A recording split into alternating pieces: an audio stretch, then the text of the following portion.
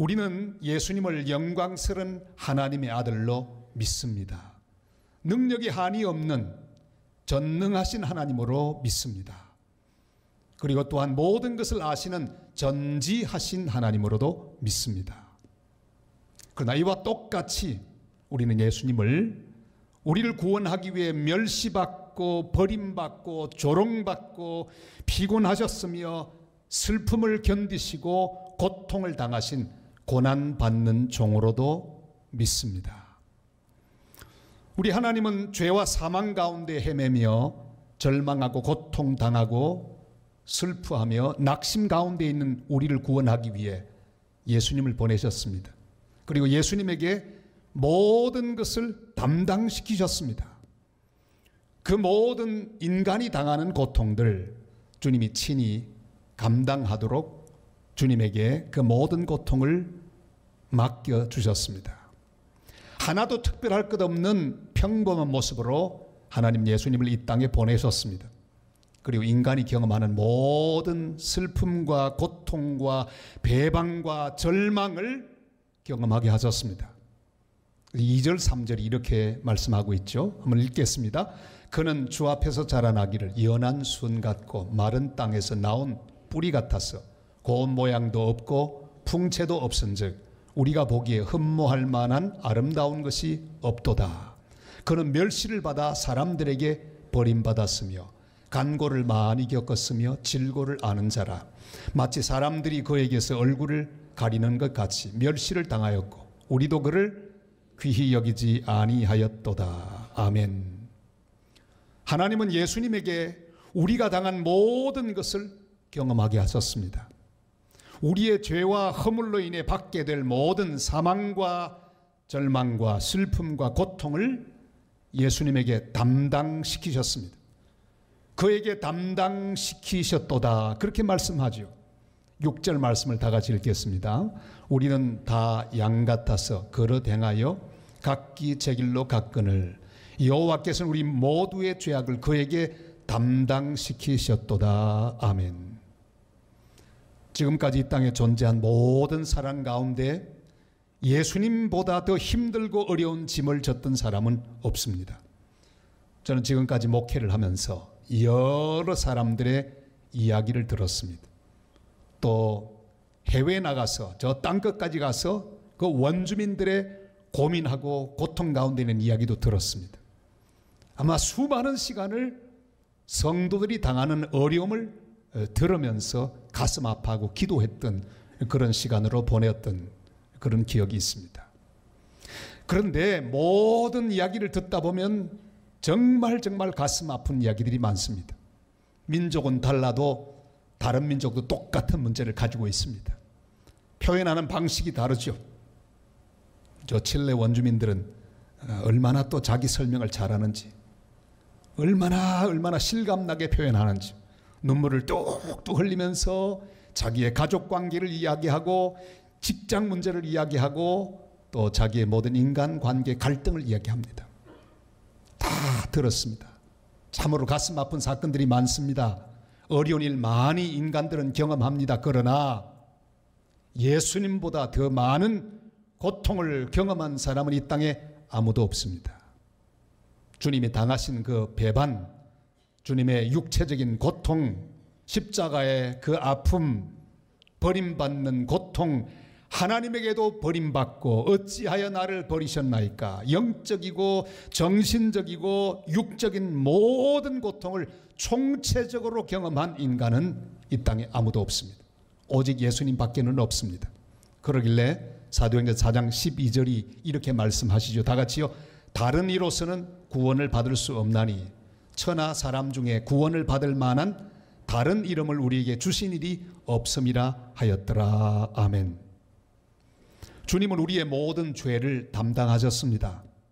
죄로 말미암아 우리에게 들어온 모든 고통과 절망과 저주를 담당하셨습니다. 주님께서 십자가에서 다 이루었다 하고 돌아가셨습니다. 이 말씀의 의미가 뭘까요? 내가 빚을 다 갚았다는 뜻입니다.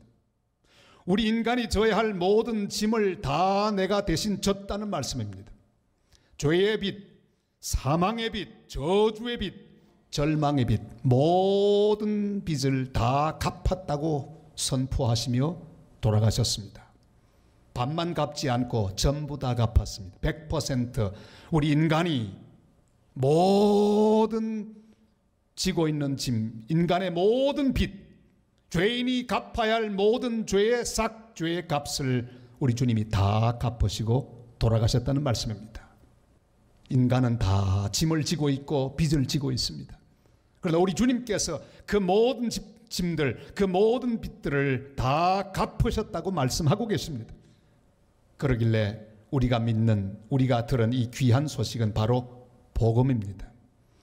주 예수께서 빚을 다 갚으셨다, 다 지불하셨다. 그 거룩한 선포, 이 귀한 복음을 믿음으로 받아들이며 하나님께 감사하는 복된 성도들이 되시기를 바랍니다. 이 복음은 믿어야 합니다. 그런데 어떻게 믿을 수 있습니까? 우리 주님이 모두 담당하셨다는 사실을 믿는 사람은 주님이 주신 그 평화를 누려야 합니다. 누리는 것이 중요합니다. 5절 말씀 우리 다 같이 읽을까요? 그가 찔림은 우리의 허물 때문이요 그가 상함은 우리의 죄악 때문이라. 그가 징계를 받음으로 우리는 평화를 누리고 그가 채찍에 맞음으로 우리는 나음을 받았도다. 아멘. 평화를 누리고 그랬어요. 여러분, 복음은 받아들이고 누릴 때만 그것이 복음이 됩니다. 우리는 주님의 평화를 받아야 합니다. 그리고 그것을 누려야 합니다. 하나님 주신 용서를 누려야 합니다. 하나님 주신 기쁨과 소망을 누려야 합니다. 탕자가 집으로 돌아오고 있을 때 그의 마음에는 온갖 생각이 다 떠올랐을 겁니다. 야, 우리 아버지가 나를 용서할까? 죽을 죄를 지었는데 받아주실까? 안 받아주시면 어떡하지? 만약에 날 안 받아주시면 그저 종처럼 여겨달라고 부탁하면 되겠지. 조마조마했을 것입니다. 그러나 자기 동네에 들어섰을 때 자기 아버지는 벌써부터 나와서 자기를 기다리고 있었습니다. 뛰어와서 자기를 안고 새로운 옷을 입혀주며 손에 가락지를 끼우고 새 신발을 신겨주면서 고함을 지르십니다. 죽었다가 살아난 내 아들, 살찐 송아지를 잡아라, 잔치하자. 기쁨으로 탕자를 안아주는 그 아버지의 모습 속에 우리는 하나님 아버지의 사랑을 발견합니다.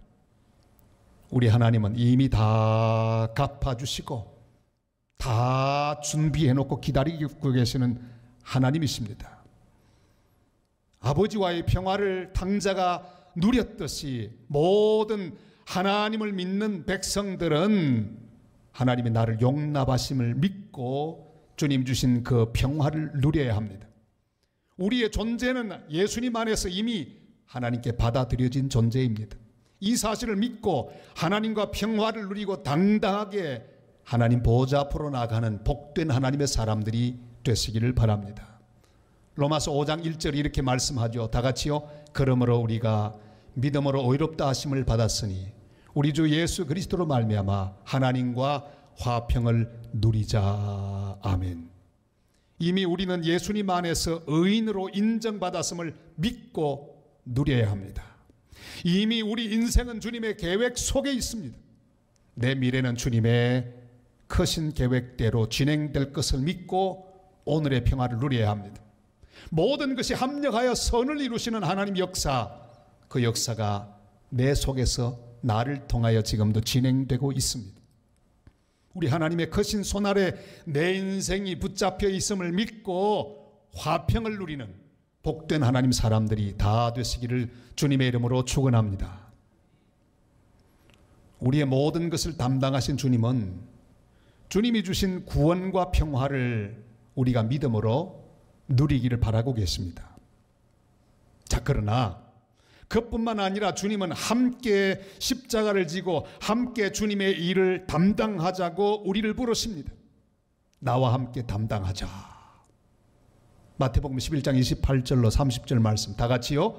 수고하고 무거운 짐진 자들아 다 내게로 오라. 내가 너희를 쉬게 하리라.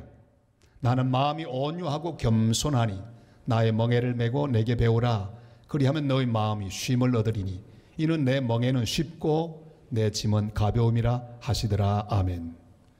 그리스도인이 된다고 하는 것은 내 모든 죄의 짐을 주님께 맡기는 것입니다. 그리고 주님이 주시는 새로운 사명의 짐을 함께 주와 더불어 지는 삶을 의미합니다. 마치 이스라엘의 소 2마리를 앞세우고 쟁기질을 하는 농부처럼 2마리의 소 중에 1마리가 비실비실해도 괜찮습니다. 1마리만 실하면 됩니다. 주님은 연약한 우리를 부르시고 나와 함께 십자가를 지자, 나와 함께 담당하자 말씀하시며 우리를 초대해 주셨습니다. 우리는 주님과 함께 같은 쟁기를 메고 같이 인생의 쟁기질하는 사람이 되었습니다. 내가 연약해도 나와 동행하시는 주님이 강하시고, 내가 미련해도 나와 동행하시는 예수 그리스도가 지혜로우시니 그의 은혜와 그의 능력과 그의 지혜로 말미암아 우리는 모든 것을 감당하는 하나님의 사람이 되었습니다. 주님 말씀합니다. 나와 함께 담당하자.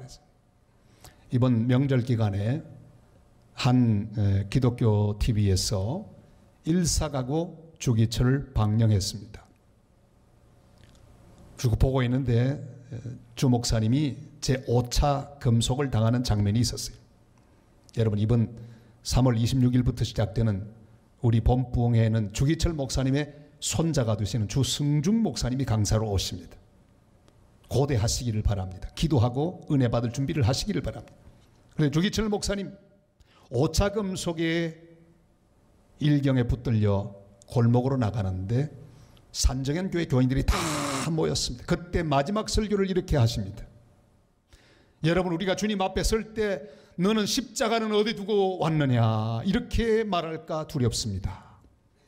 여러분, 십자가 지는 거 두려워하지 마십시오. 처음에 우리가 십자가를 지기만 하면 그 십자가가 우리를 져줄 것입니다.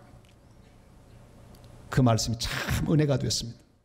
여러분, 우리가 주님과 더불어 함께 십자가를 지기 시작하면 주님께서 우리가 그 짐 질 수 있는 힘을 주시고 주님이 대신 짐을 져서 능히 우리로 그 모든 십자가도 감당하게 하여 주실 것을 우리는 믿습니다. 우리 인생에 내가 잘못하여 내 탓으로 임하는 어려움과 고통이 있습니다. 자기가 잘못했는데 그것을 바라보고 십자가라고 부르면 안 됩니다. 이건 십자가에 대한 모독입니다. 그건 십자가가 아니고 뭡니까? 내 탓이죠. 내 잘못이죠. 어떻게 합니까? 그건 회개해야 합니다. 하나님 앞에 그 잘못을 진심으로 자백하고 회개하여 용서를 받고 은혜 가운데 다시 출발해야 합니다. 그러나 억울하게 당하는 고통이 있습니다.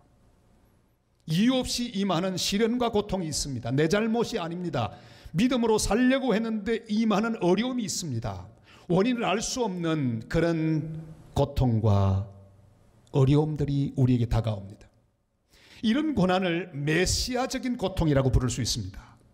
여러분, 바로 그 순간 우리는 주님과 함께 십자가를 지고 있다는 사실을 기억해야 합니다.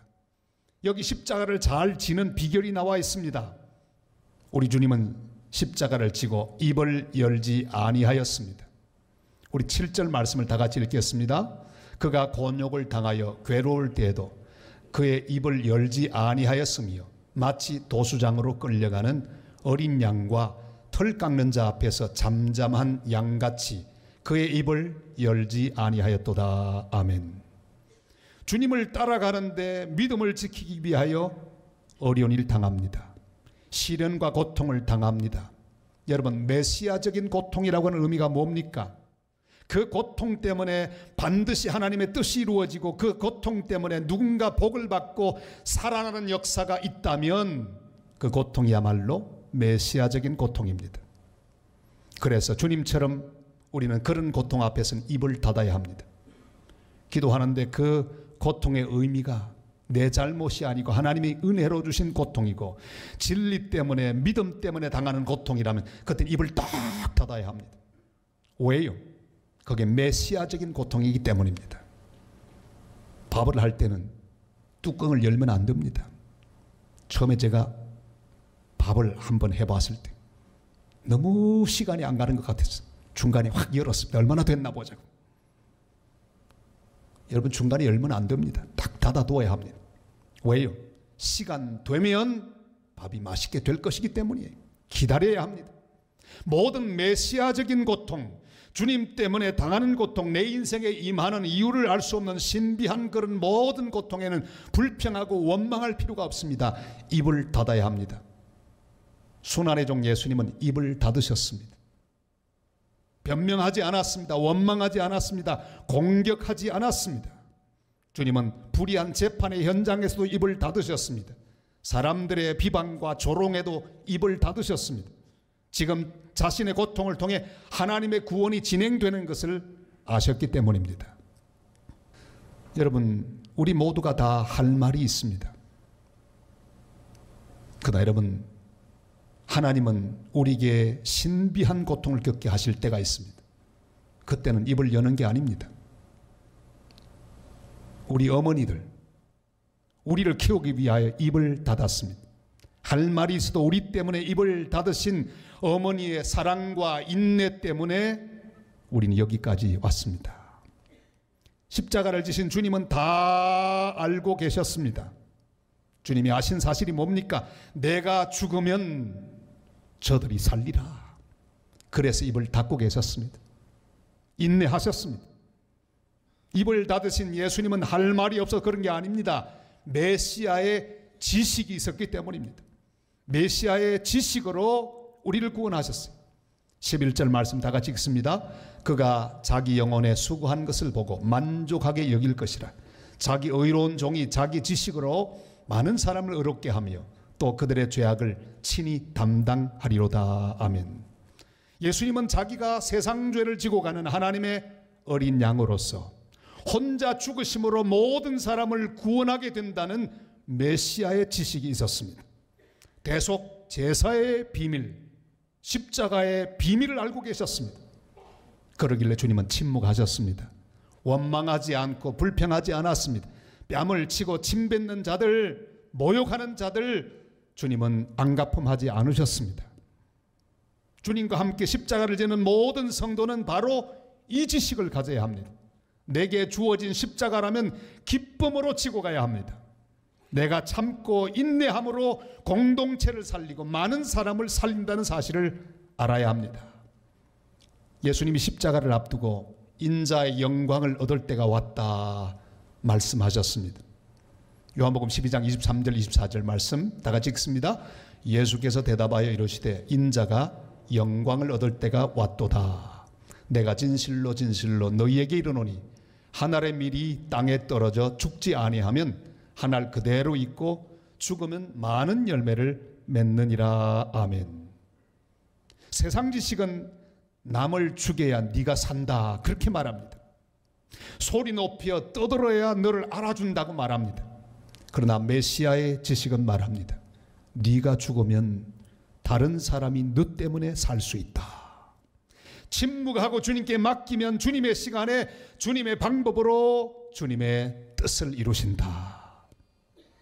세상은 희생양을 찾아내어 책임을 돌리고 공격하고 죽이려 하지만 메시아의 방법은 많은 사람을 의롭게 하며 그들의 죄악을 친히 담당하는 한 사람을 통해 놀라운 하나님의 역사가 이루어진다고 말씀하십니다. 주님은 친히 죄인들의 죄를 담당하며 기도하였다고 말씀하십니다. 담당하며 기도하라고 우리에게 부탁하고 계십니다. 12절 말씀을 다 같이 읽습니다.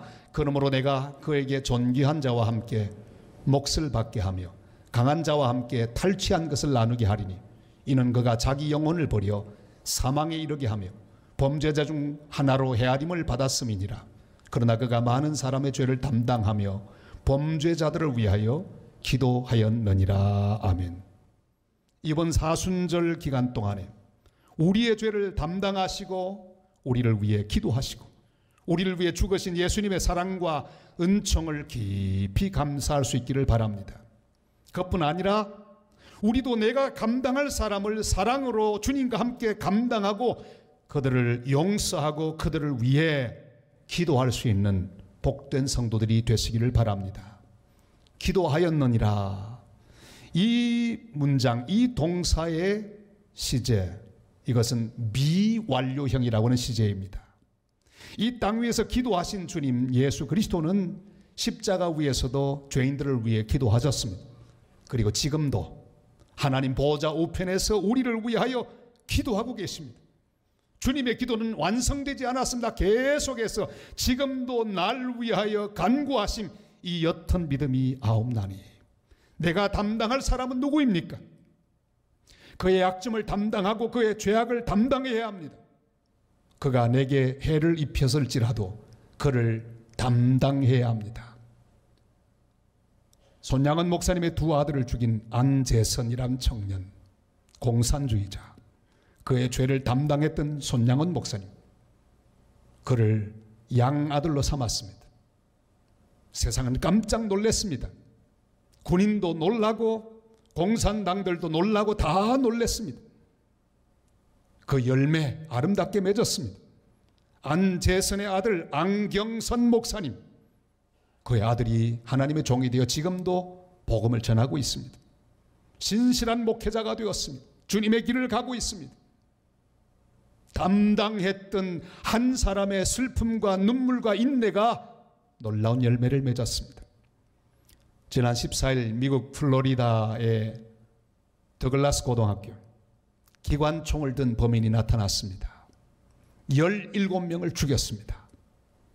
그 난동을 부리고 있는 동안에 풋볼 코치였던 에런 파이스라고 하는 사람, 8살 난 딸을 두고 있는 아버지입니다.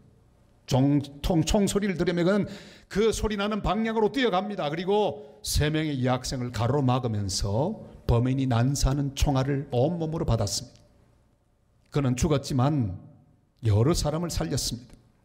주님, 우리가 이 땅에 살아가면서 내가 감당할 사람을 보여주십니다. 담당하며 기도해야 합니다.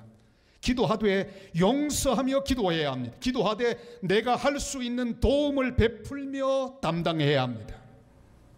주님, 우리가 도울 사람을 보여주십니다. 주님, 우리가 담당해야 할 사람을 우리 인생 가운데 만나게 하십니다.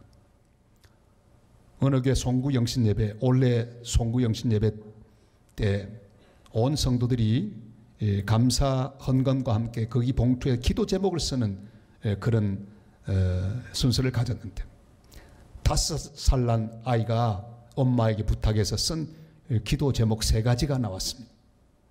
첫째, 하나님 장난감 많이 주세요. 5살짜리니까 그렇게 충분히 할 수, 비행기, 연필, 책 이런 거 달라고. 두 번째, 공부 잘하게 해주세요. 셋째가 걸작입니다. 십자가에 돌아가신 예수님 안 아프게 해주세요. 되게 아파 보였던가 봐요. 귀여운 기도 제목입니다. 여러분, 십자가에서 돌아가신 예수님 안 아프게 해주세요. 가능한 제목일까요? 그렇습니다. 가능한 제목입니다. 우리 위하여 온갖 십자가의 고통을 겪으신 예수님은 우리가 주의 은혜로 평화를 누리고 주님의 사랑을 누리며 살 때 기뻐하실 것입니다. 피 흘리신 주님은 아주 만족해 하실 것입니다. 그뿐 아니라 주님과 함께 우리도 메시아적인 지식을 가지고 메시아적인 고통을 견디고 인내하며 감당하는 삶을 살아갈 때 주님께서 만족해 하실 것입니다. 사랑하는 성도 여러분, 주님이 맡겨주신 십자가 회피하지 말고 기쁨으로 지면서 내가 감당할 고통과 시련을 잘 견디고 감당하며 이웃을 위하여, 성도를 위하여, 교회를 위하여, 나라를 위하여, 하나님의 나라와 선교를 위하여 담당하고 기도하며 헌신하는 우리 주님을 기쁘게 하는 복된 성도들 다 되시기를 주님의 이름으로 축원합니다.